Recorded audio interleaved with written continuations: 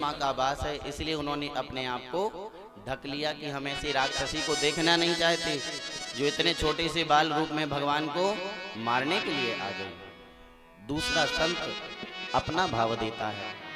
संत कहता है भगवान ने नेत्र इसलिए बंद किए क्योंकि वह सोच रहे हैं कि देखो मैं राम बन करके आया, मेरे 24 अवतारों में 2 अवतार प्रमुख है, राम और कृष्ण। और जब मैं राम बन करके आया तो भी मुझे पहले राक्षसी को मारना पड़ा, स्त्री को मारना पड़ा, और जब कृष्ण बन करके आया तो भी मुझे स्त्री को मारना पड़ रहा है। जब राम बन के आए तो किसे मारा पहले? सबसे पहले उन्होंने ताड़का को मारा था।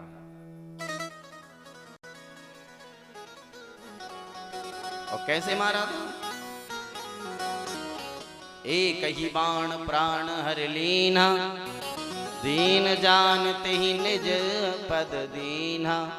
उसको तो बाण से मार करके और अपने धाम को पहुंचाया था, पर कन्हैया सोच रहे हैं कि देखो वो तो राक्षसी थी और हमें मारने आई थी सबके सामने, लेकिन ये पूतना तो हमको मात्र भाव लेकर के आई है, माँ के जैसा भाव लेकर के आई और मुझे स्तन पिला रही है, तो इसे मुझे मात्र गति ही देनी पड़ेगी। इसलिए भगवान नेत्र बंद करके चिंतन कर रहे हैं।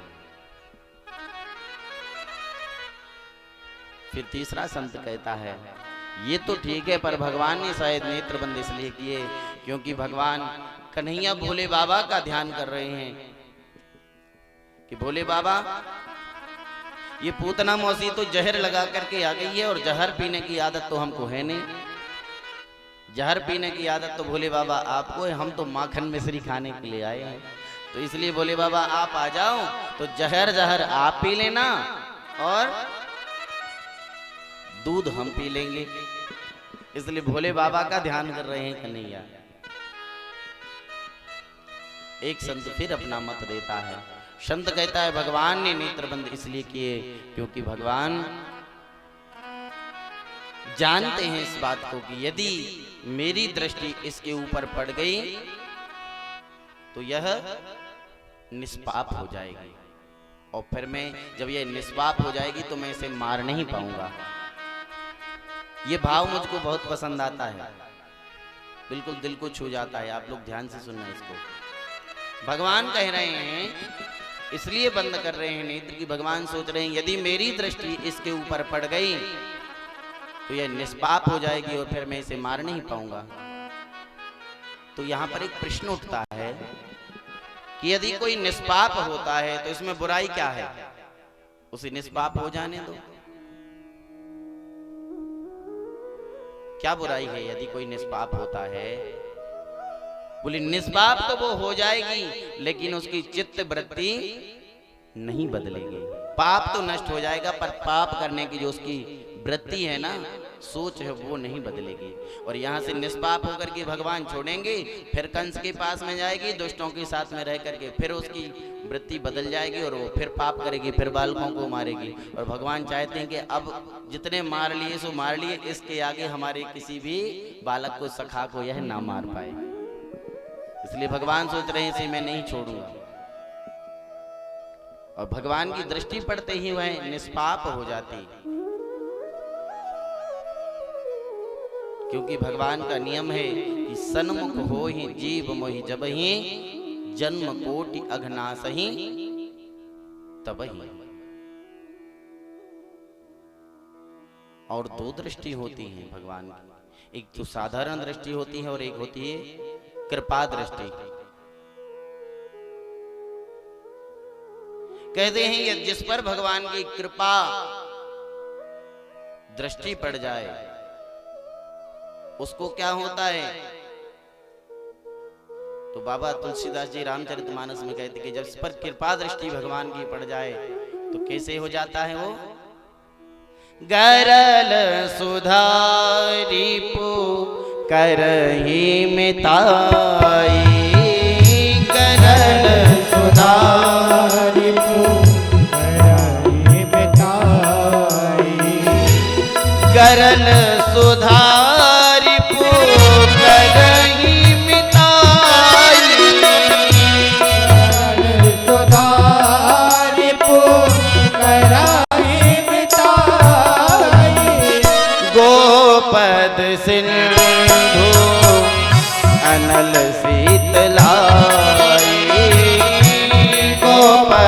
सिंधु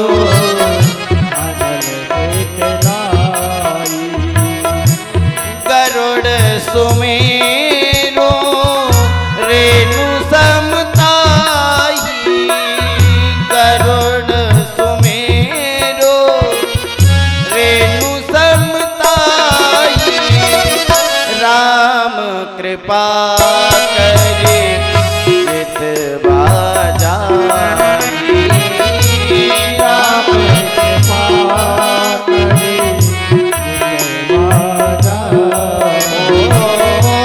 राम कृपा करे चितवा जाई। कहते गरल यानी जहर सुधा यानी अमृत बन जाता है।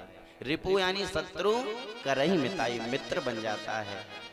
गोपद सिंधु यह सागर उसको गौ के खुर के समान सहज हो जाता है।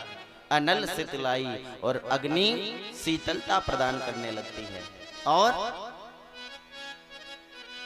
सुमेरु पर्वत उसे धूल के जैसा बन जाता है। गरुड़ सुमेरु रेणु समताही किसको बन जाता है? बोले राम कृपा करी चितवा जाया जिसको भगवान कृपा दृष्टि से देख लेते हैं निहार लेते हैं।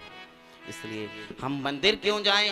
हम भगवान के दर्शन करने क्यों जाएं? इसलिए जाएं कि हम तो उनके दर्शन करेंगे ही, यदि उनकी कृपा दृष्टि हमारे ऊपर पड़ गई तो हमारा तो कल्याण ही हो जाएगा।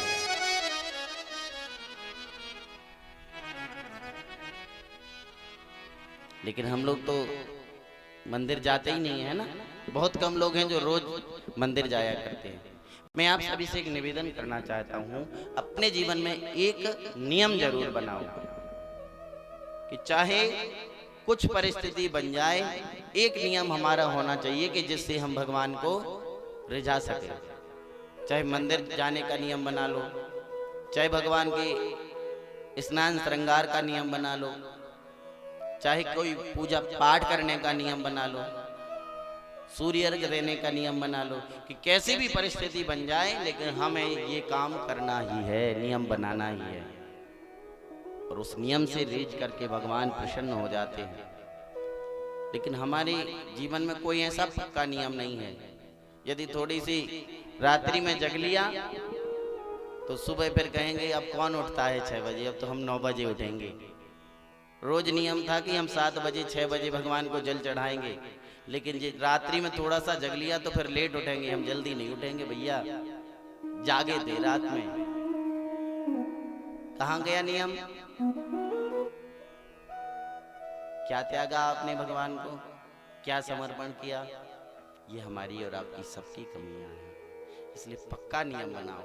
आप लोगों ने एक कथा सुनी होगी, एक ग्वाला था, जंगल में गौएं चराने जाता था और वहीं पर एक शिव जी का मंदिर था। तो उसका नियम था कि रोज जाकर के शिव जी को 2 डंडा मारा करता था। नियम था उसका। नियम की बात कर रहा हूं, पक्के नियम की।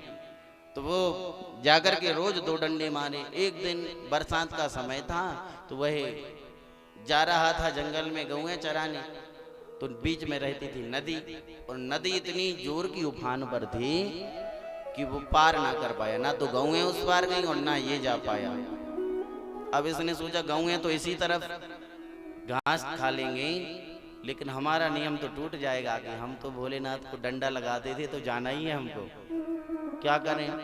बहुत ऊंचे स्थान पर गया ऊपर, और उसने अपने कपड़े उतार करके कमर में बांधे और कहता है चाहे हमारे प्राणांत हो जाएं, चाहे हम बह जाएं, लेकिन डंडे तो लगा के रहेंगे। और कपड़े बांध करके कमर में और नदी में कूद गया, और जैसे तैसे 2-4 किलोमीटर आगे पार लग गया और जैसे तैसे जान बची उसकी। लेकिन जाकर के जैसे ही उसने भगवान शंकर में डंडे लगाए तो भगवान शंकर प्रकट हो गए और हाथ पकड़ लिया, भक्तराज हम तुम पर प्रसन्न हैं, मांग लो क्या चाहिए। प्रसन्न हो गए भोलेनाथ। क्यों? क्योंकि यह इसका जो दृढ़ निश्चय था ना, इसका नियम था, पक्का नियम था, इससे भगवान प्रसन्न हो गए। डंडे से प्रसन्न नहीं है। नहीं तो आप लोग सोचो कि पूजा पाठ में नहीं मिलते भगवान तो डंडे में मिलते हैं, तो आप लोग भी डंडे लगाने लगो। बात नियम की कर रहा हूं, सबसे प्रिय तो भगवान को क्या है? शंकर जी को जल प्रिय है। उनको जल प्रिय है भगवान शंकर को, भगवान सूर्य देव को और शंकर जी को जल प्रिय। वैसे कहते हैं, शास्त्र में लिखा है भगवान सूर्य को नमस्कार भी प्रिय है। यदि आप उनको जल नहीं चढ़ा पा रहे हैं तो कम से कम हाथ जोड़ करके उनको प्रणाम तो करें ही। शास्त्र कहते हैं नमस्कारा प्रियो भानु जलधारा प्रियो शिवा अलंकारा प्रियो कृष्णा ब्राह्मणो मोदकम प्रिय। सूर्य भगवान को प्रणाम कर लो तो प्रसन्न हो जाते हैं, शिव जी को भोले बाबा को जल चढ़ा दो तो प्रसन्न हो जाते हैं, और कन्हैया का श्रृंगार कर दो, उनको आभूषण पहना दो तो वो प्रसन्न हो जाते हैं, और ब्राह्मण देवताओं को मिष्ठान खिला दो, खीर खिला दो, लड्डू खिला दो तो वो प्रसन्न हो जाते हैं। अलंकारा प्रियो कृष्णा ब्राह्मणों मोदकम प्रिय। इसलिए मैं बार बार आग्रह कहता हूं कि आपके घर में जो लड्डू गोपाल कन्हैया जी बैठे हैं इनका श्रृंगार किया करो, और इनका श्रृंगार आपने कर दिया तो आपका श्रृंगार कभी जाने वाला नहीं, आपका श्रृंगार भी बना रहेगा, आपका जीवन ही रंगीन हो जाएगा, ये पक्की बात है। इसलिए उनकी सेवा हमेशा करते रहो। तो भगवान के सामने जो भी पहुंच जाए उसका कल्याण हो जाता है। तो अपने जीवन में ये नियम बनाओ कि हम एक बार जरूर 24 घंटे में भगवान के सामने जाएंगे, उनके मंदिर जरूर जाएंगे, क्योंकि पता नहीं कब उनकी कृपा दृष्टि हमारे ऊपर पड़ गई और उसी में हमारा कल्याण हो जाएगा। तो भगवान ने अपने नेत्र बंद कर लिए। क्यों? भगवान सोच रहे यदि मेरी दृष्टि इसके ऊपर पड़ी तो ये निष्पाप हो जाएगी और फिर बाद में फिर पाप करेगी और फिर बालकों को मारेगी। इसलिए भगवान ने उसे देखा नहीं, और जब नहीं देखा और नेत्र बंद कर लिए, पूतना आई और पूतना ने भगवान कन्हैया को उठाया और उठा करके स्तनपान कराने लगी। जिस जहर का स्पर्श होने मात्र से बालक मर जाया करते थे, उस पूतना के जहर को भगवान पीने लगे, गटगटा करके पीने लगे। पूतना सोच रही है ये कैसा चमत्कारी बालक है, जिस जहर का स्पर्श होने से बच्चे मर जाते थे और ये लगातार पीता जा रहा है उस जहर को। पक्का यह वही चमत्कारी बालक है जो आकाशवाणी ने कहा था। सो पूतना घबराने लगी और भगवान स्तनपान करते करते करते करते धीरे धीरे उसके प्राणों को खींचने लगे, और जब उसके प्राणों को खींचने लगे मेरे गोविंद तो उसकी श्वास रुंधने लगी, और जब श्वास रुंधने लगी तो वह जोर से चिल्ला करके कहती लाला छोड़ दे, लाला छोड़ दे। तो केवल भगवान 6 दिन के थे। कितने दिन के थे? 6 दिन के। अष्टमी को जन्म हुआ था और चतुर्दशी को पूतना आई थी। अच्छा, पूतना चतुर्दशी को क्यों आई? पूतना कौन है? आध्यात्म से देखें तो पूतना अविद्या है, दुर्बुद्धि है अविद्या। और अविद्या का वास कहाँ होता है? अविद्या का वास 14 जगह पर हुआ करता है। 5 ज्ञान इंद्रियां, 5 कर्म इंद्रियां, मन, बुद्धि, अहंकार और चित्त, इन 14 जगह पर अविद्या का वास होता है। इसलिए पूतना चतुर्दशी को आई और भगवान से कहती है लाला छोड़ दे, लाला हमको छोड़ दो। 6 दिन के भगवान बोल उठ गए मौसी हम पे तो पकड़बो ही आवे, छोड़बो नहीं आवे, जाको एक बार पकड़ लेवे तो ताको जीवन भर ना छोड़े। और ये सच बात है, जो एक बार उनका भक्त हो जाता है, जो उनकी शरण में पहुंच जाता है, उससे संसार फीका लगने लगता है, फिर वो उनके बिना रह नहीं सकता। जो जिसको वो एक बार पकड़ ले उसका तो कल्याण ही करके छोड़ती है। और धीरे धीरे मेरे गोविंद ने उसके प्राणों को खींचा, और प्राणों को जब खींचने लगे तो वह पूतना अपने असली स्वरूप में आती है और महल के बाहर निकल करके और अपने असली स्वरूप में आई। बहुत लंबा आकार इसका हो गया और निष्प्राण होकर के भूमि पर गिर जाती है। बोलिए बाल कृष्ण लाल की। इसका बहुत लंबा चौड़ा शरीर था। कितना? भागवत में लिखा है त्रिगव्योति, इसका परिमाण था त्रिगव्योति। त्रिगव्योति मतलब एक गव्योति में 2 कोस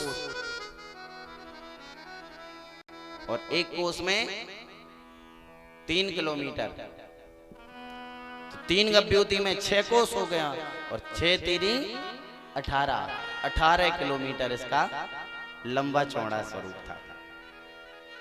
और जब 18 किलोमीटर लंबा चौड़ा शरीर इसका गिरा तो कई बाग बगीचे और कई जीव जंतु उसके नीचे दब करके नष्ट हो गए।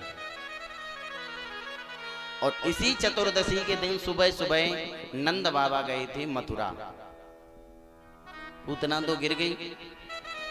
नंद बाबा गए थे मथुरा। क्यों गए थे? बोले वो वहां के जो राजा हैं कंस को टैक्स देने के लिए, कर देने के लिए गए थे। कर देने के लिए गए थे। हमें और आपको भी अपने शासन में, खजाने में टैक्स देना पड़ता है और देना चाहिए। टैक्स की चोरी कभी नहीं करना चाहिए। ये टैक्स की चोरी करने वाले देशद्रोही के तुलना में आते हैं, क्योंकि जो टैक्स हम भरते हैं इससे हमारे राष्ट्र का ही कल्याण होता है, हमारे राष्ट्र के निर्माण में ही वह धन लगाया जाता है। इसलिए कभी भी टैक्स चोरी नहीं करना चाहिए, बहुत बड़ा पाप है। इसलिए सबको ईमानदारी से अपना टैक्स भरना चाहिए। नंद बाबा ईमानदारी से गए और जाकर के कंस को टैक्स दिया और लौट करके आए तो उनको रास्ते में वसुदेव जी मिल गए। वसुदेव जी कंस के मित्र थे, तो कंस इन पर बहुत विश्वास करता था। जब आकाशवाणी ने, उस योगमाया ने कह दिया, कन्या ने छिटक करके कि तुझे मारने वाला ब्रजमंडल में आ चुका है, तो कंस को बहुत दुख हुआ कि देखो देवता लोग झूठ बोलते हैं, मैंने खामखा अपने मित्र को कारागृह में रखा था।